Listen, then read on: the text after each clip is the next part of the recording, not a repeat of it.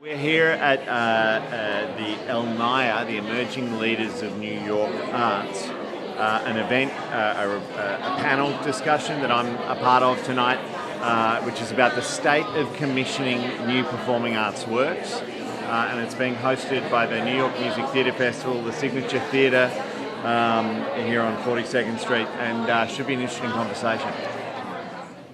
So more, I'm responding either to an artist or a project. And in our case, it's more typically to a specific artist where we're approaching someone we want to work with and saying, well, what are you up to next? Is it something that we could work with you on? Is it something we could present? Is it something we could realise? But as often as not, it's the artist approaching us and saying, well, I've got a new show that I think would be good at PS 122, and then we have a whole conversation about the fact that our venue's closed, and that they don't really want to do it at PS 122. They've made a terrible mistake, and we're not a gallery in Queens, etc. And so there's a kind of there's no fixed model for how we do this. There's also no fixed number. There's no fixed nature of the relationship. It's a completely fluid game, which is difficult and makes our lives more difficult administratively and in terms of how we talk about it.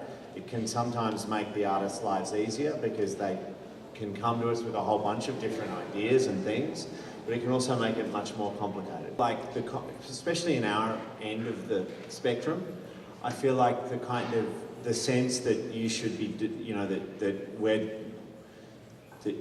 you should have no expectation to ever get paid for doing your work. I think that's changed.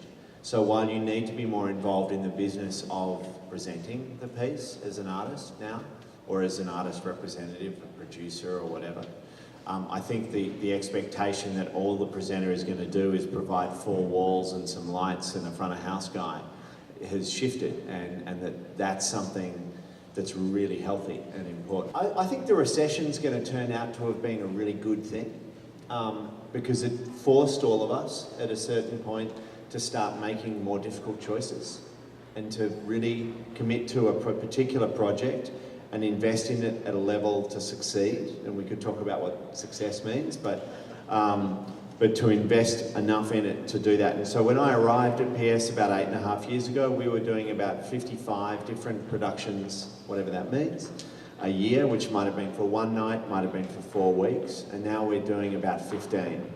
But all of those projects are getting triple or quadruple the resources, both in terms of money, time, staff resources, equipment, space, everything else, invested in each of them, and it's a much happier place to be.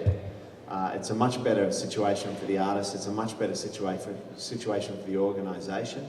Our paid occupancy is double what it used to be, and so I think, yeah, concentrating and doing less with more rather than constantly trying to do more with less has been really healthy. Any structure that allows the person generating the work to spend the most amount of time generating the work is a good structure that leads to good work. Bravo. A structure that requires them to be sweating contracts or anything else is a structure that leads to failed work.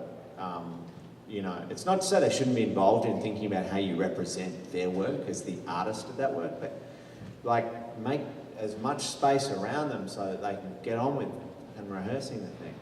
So I think that's a perfect way to end this conversation. Thank you all for being here, and thank you to all 9 of us for listening.